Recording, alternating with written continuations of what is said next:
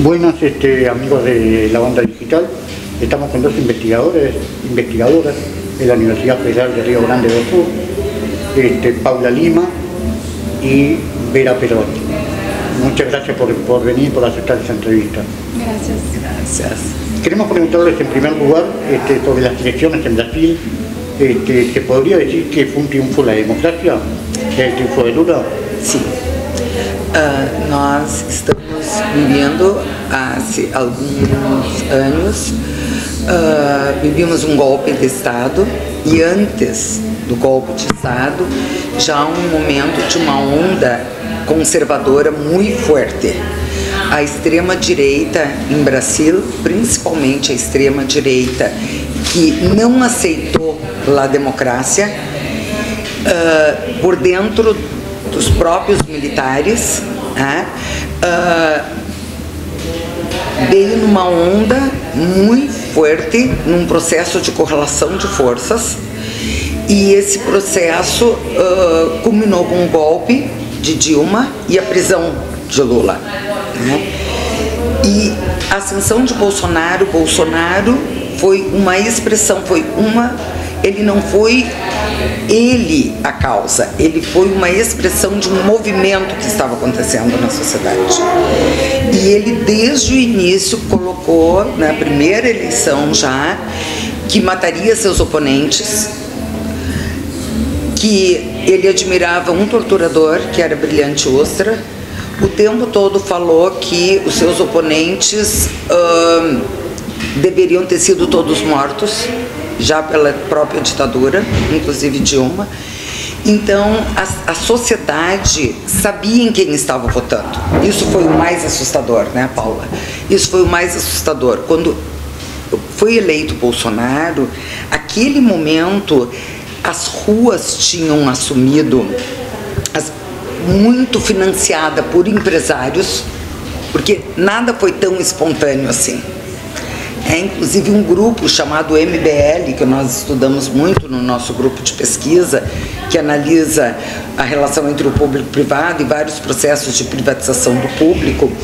Nós analisamos de perto um movimento chamado MBL, que era vinculado a uma organização dos Estados Unidos chamada Teach for All, e que eles eram ultraliberais, mas eles se aliaram à pauta conservadora porque essa era uma pauta muito mais palatável para a sociedade. Eles não iam dizer, não, vou quitar seus direitos. Não, falavam, não, su hijo, que é menino, vai virar menina, entendes? Eles pegaram na pauta de costumes, principalmente homofóbica em Brasil, muito forte, assim, contra a questão do racismo, da questão de gênero, mas aliado a um ultraliberalismo e de perda de direitos. Então, estes grupos, que inclusive parte deles caminhava com Lula num neodesenvolvimentismo, como a Associação de los Empresários, a Fiesp, se juntaram com este grupo de extrema-direita para quitar a esquerda, porque mesmo sendo poucos os avanços que ocorreram durante o governo Lula, perto de tudo que se tinha que fazer em uma sociedade historicamente com pouca democracia, como a brasileira, e poucos direitos sociais. ¿Qué fue lo que cambió ahora que algunos empresarios apoyaron a Lula? Sim. Então, este grupo, que se formou já antes de Bolsonaro, de extrema-direita, ele se fortaleceu. Hoje ainda falávamos que este grupo é praticamente a metade da sociedade brasileira. Não se pode dizer que a metade da sociedade brasileira é neoconservadora ou neofascista como Bolsonaro. Mas há uma grande onda que a própria imprensa está fazendo no Brasil anti-esquerda e anti-Lula. Então, nós podemos dizer que o Lula ganhou em uma frente que agrega partidos de esquerda, movimentos sociais, mas também de centro, que não queriam o neoconservadorismo e o neofascismo no Brasil. Então, uma grande frente por La Democracia, mas mesmo todos estes juntos, quase foi por muito pouco que nós conseguimos, porque a onda a onda de fake news, a onda contra todas as... É difícil porque Lula governou e as pessoas sabiam que Lula não tinha hecho coisas que as fake news falaram que ele haria, como dividir as casas, que movimentos sem terra a partir de agora estariam, quem tem 3 quartos todos tomariam seus quartos, que agora não teria mais banho de niña e niño, que em las escolas o niño seria estimulado a virar niña. Todas essas fake news, e nós falávamos, sim, pero tuvimos um governo Lula com 80% de aprovação, que terminou seu governo com 80% de aprovação.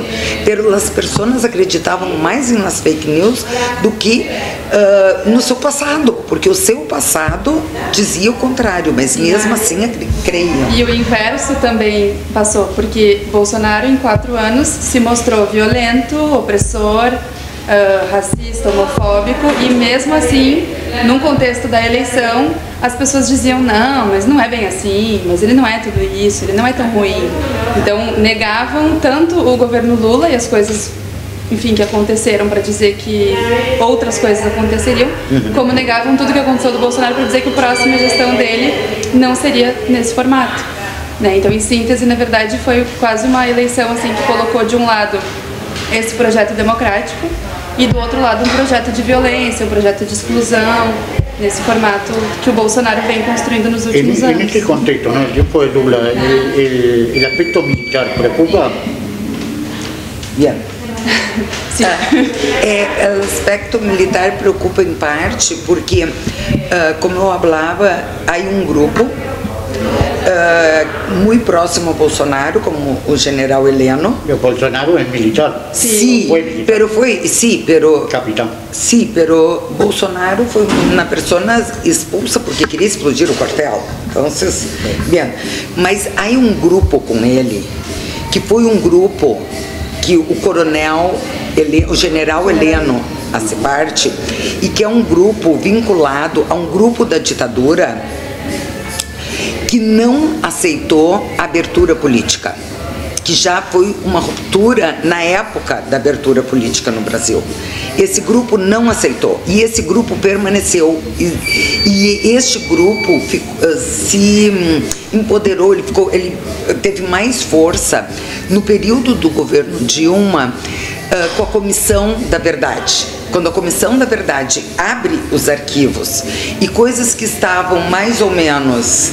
No Brasil não teve justiça de transição, né? Ninguém foi preso, teve um pacto pelo alto.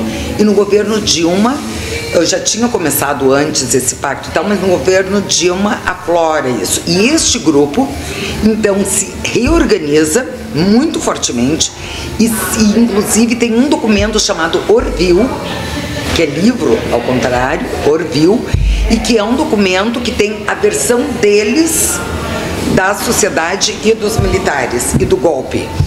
E a partir daí eles passam a disputar uma narrativa. Olavo de Carvalho foi muito importante nisso, porque Olavo de Carvalho teve milhões de seguidores e falava que, assim como a esquerda trabalhou durante esses anos todos fazendo o que eles chamavam de guerra cultural, né, com uma luta pela hegemonia, que eles tinham errado durante a ditadura de não ter disputado uma correlação de forças na área cultural. E eles passaram através de vários grupos, de think tanks. A Paula estudou muito de perto isso, um grupo chamado Brasil Paralelo, que inclusive conta a história do Brasil de outra forma. Então, a questão de uma disputa de narrativas, né? Aquilo que se chama de pós-verdade, enfim, os fatos eles falam uma coisa, outro fala outra, enfim, e eles disputam isso dentro das escolas. Depois a gente vai falar um pouco também sobre a questão das escolas militarizadas. Então, neste ponto, a primeira coisa que o Bolsonaro fez foi militarizar as escolas. Escolas podiam se tornar cívico-militares. Então, neste ponto, tem uma questão militar, sim, que foi muito importante, só para voltar à pergunta, que foi muito importante durante o governo Bolsonaro, é um dos grupos de apoio do Bolsonaro. Só que dias antes das eleições, pelo menos essa é a leitura de alguns especialistas no Brasil, alguns dias antes das eleições, quando saíram algumas pesquisas e Bolsonaro viu que realmente ele não ia vencer, ele inclusive mudou a sua rota de vuelo e retornou para Brasília e fez uma reunião com vários ministros, inclusive militares. E ali estava pronto um golpe. E os militares, naquele momento, não aceitaram um golpe. Foi isso que chegou para nós, né? Vários especialistas fizeram essa discussão. Então, a partir daquele momento, porque Bolsonaro estava com várias tentativas, então a partir daquele momento não teve um golpe clássico, mas eles intentaram outras formas de golpe. A Polícia Rodoviária Federal impediu ônibus e carros de chegarem até as eleições, com a conivência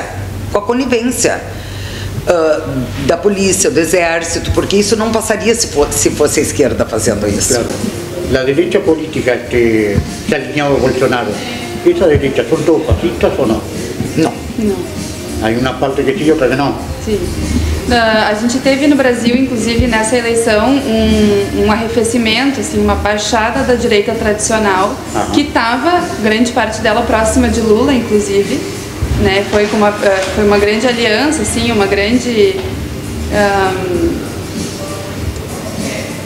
como é que chama? Uma frente mais frente ampla. democrática. Isso, uma frente democrática para barrar o fascismo, né? Para barrar o projeto antidemocrático do Bolsonaro. Então, nem toda a direita mas o que a gente tem analisado, assim, é que em muitos momentos a direita neoliberal e a direita neofascista conseguem se dialogar muito bem, conseguem se encontrar em muitos aspectos, né? E aí, às vezes, elas são aliadas, e em outros momentos se afastam, como foi o que aconteceu em alguma medida nesse período. Vieron que en América Latina se está dando que los gobiernos están más o menos divididos en dos, entre izquierda y derecha. ¿Qué lectura hacen ustedes de Brasil, que también es casi 50-50? Sim, e isso nós verificamos, depois eu quero que a Paula fale também, sobre os vários grupos que existem na sociedade civil, porque isso vai permanecer. Lula ganhou as eleições, muda o governo, mas a sociedade está sentida, como tu falaste, né? Parte dessa sociedade, ela não votou no Bolsonaro pelo Bolsonaro, mas anti-esquerda. E outra parte votou em Lula porque não queria Bolsonaro. Isso perpassa as famílias, as instituições, a sociedade civil como um todo. Só que o que tende, que eu acho que também é muito grave, é o parlamento. Porque parte das pessoas que estavam com Bolsonaro foram eleitos senadores, né? O seu vice, o Mourão, o general Mourão, né, vice de Bolsonaro, foi eleito senador pelo Rio Grande do Sul. Damares Alves, que era uma das pessoas mais... o maior símbolo do neoconservadorismo, da frente evangélica, enfim, né, mais fortemente homofóbica, racista, foi eleita senadora. Assim como São Paulo, também o senador foi um ministro de Bolsonaro. Então, grande parte do núcleo do Bolsonaro foi eleito para o parlamento, assim como para a Câmara Federal também, não só para o Senado. Muitos foram eleitos. Te cambia un poquito en el Mercosur, por ejemplo, ¿se va a ver fortalecido con el gobierno de Lula o no? Sim, muitíssimo, porque o Brasil ficou muito isolado no período Bolsonaro, né? O Bolsonaro teve relações apenas com os grupos e países que eram vinculados à extrema-direita, enfim, né? E mesmo com esses, às vezes não queriam sair na foto com o Bolsonaro. Mas, enfim. E Lula não. Lula tem uma proposta que ela é para o Brasil, mas uma proposta de relações internacionais muito forte. Da Amazônia, não? Sim, principalmente a questão latino-americana, a questão dos BRICS, né? Que é um momento também muito mais tenso, enfim, nessa correlação de forças internacional do que era durante o primeiro governo Lula. Então, Lula tem uma inserção que ela é internacional, né? Pela sua pauta, enfim, né? Vinculada às suas propostas, tanto econômicas quanto de direitos. Só uma questão mais... Quando a Paula falou que o que unia os ultraliberais, né, e os neoconservadores como grupos são, por exemplo, a pauta de restrição, as pautas econômicas. Todas as pautas de Bolsonaro de perda de direitos, todas passaram na Câmara com o apoio tanto dessa centro-direita quanto a direita mais extremista. Então, eles não estão com Bolsonaro em algumas pautas de costumes, mas a pauta econômica eles não estão com Lula e nem com uma proposta mais de direitos sociais. E nesse contexto da universidade, qual é o papel da universidade no tempo de Lula? Qual é o papel que vai cumprir agora? Sim, o papel da universidade é muito importante.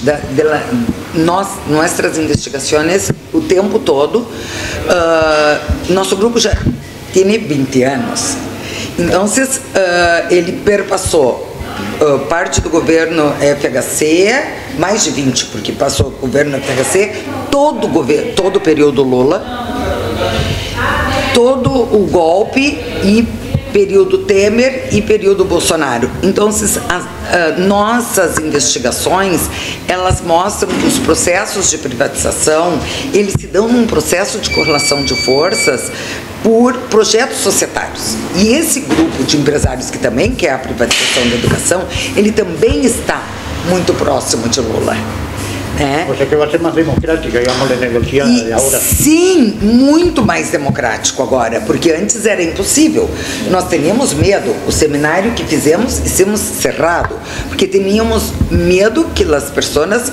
Então, Bolsonaro era anticultura, anti-ciência, principalmente anti-ciência, e era abertamente anti-ciência, né? Tanto que foi contra as vacunas, contra tudo relacionado à ciência. Então, nós vivemos um período de desmonte das universidades federais, tanto com os recursos para pesquisa, quanto a censura.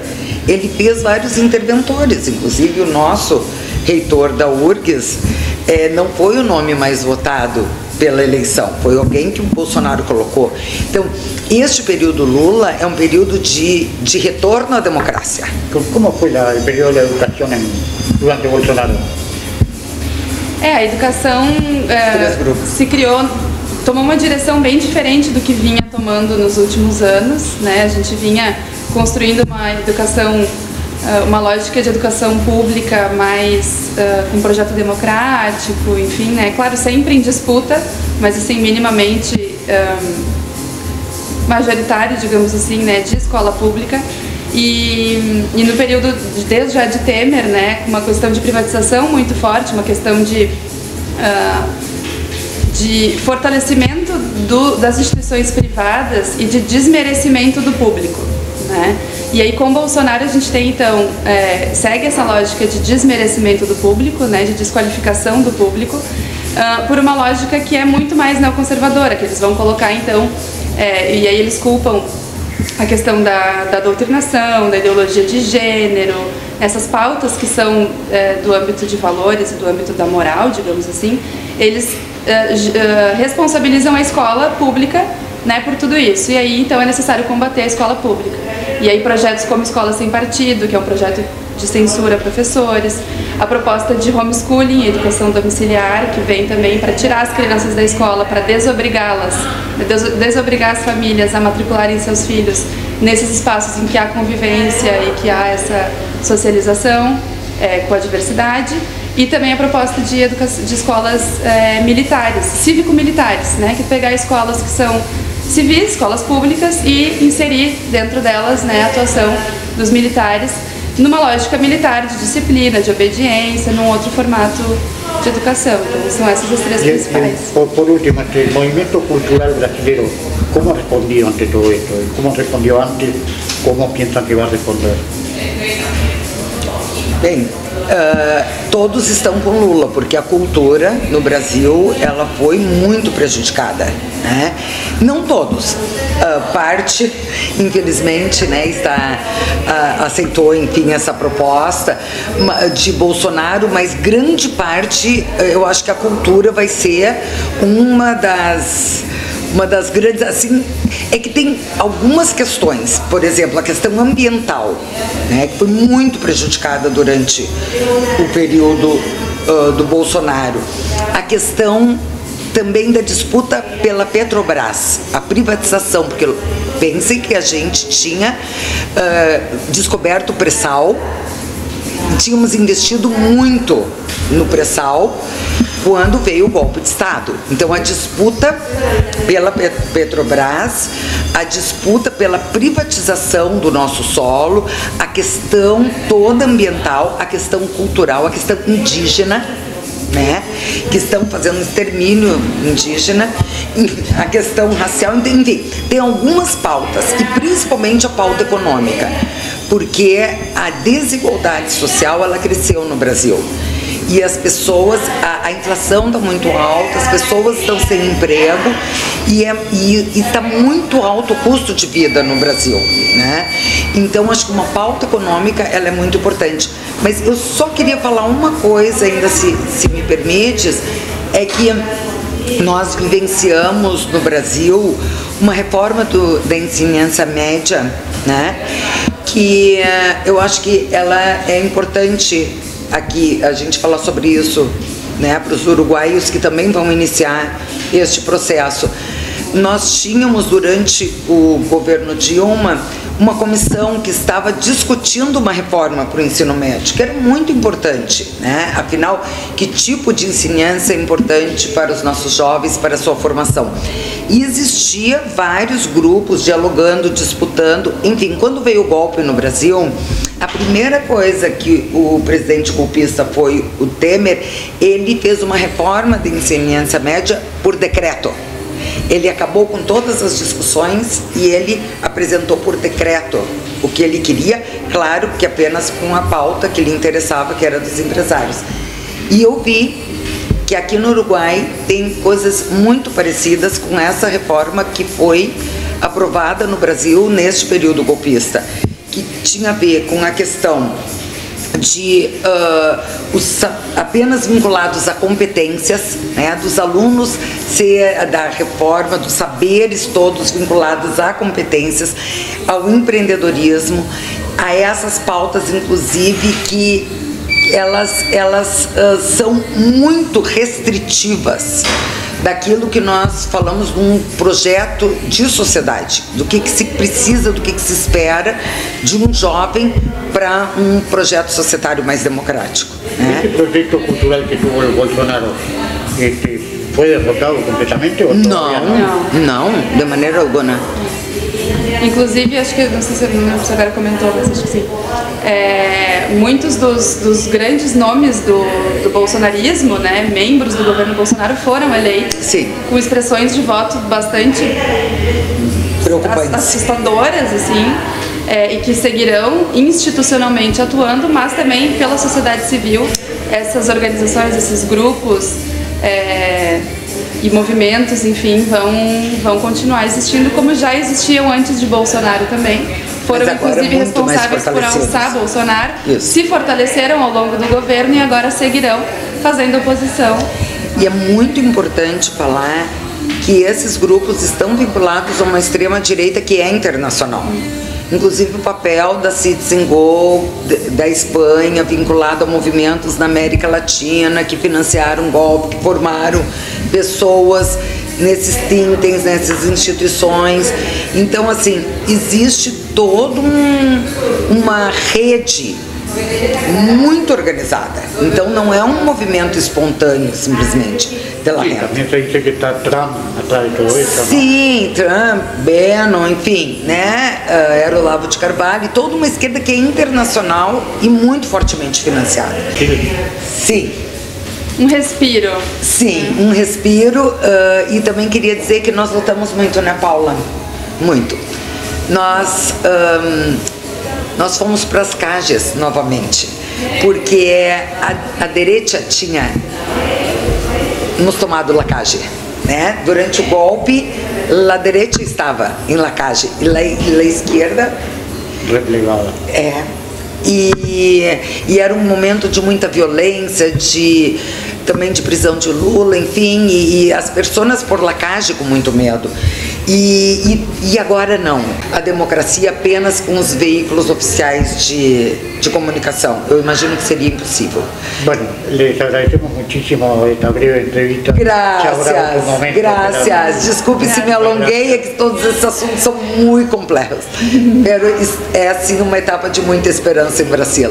E eu espero volver, né, Roberto, que já estive aqui outras vezes, inclusive falando do início de Bolsonaro, do medo que teníamos, e agora espero voltamos com boas notícias. Com boas notícias, e espero daqui a uns anos estar aqui falando, enfim, do quanto conseguimos lutar para ter um governo e dar respaldo para o governo Lula, que será vai ser muito difícil. Muito obrigado. Muito obrigada. Graças.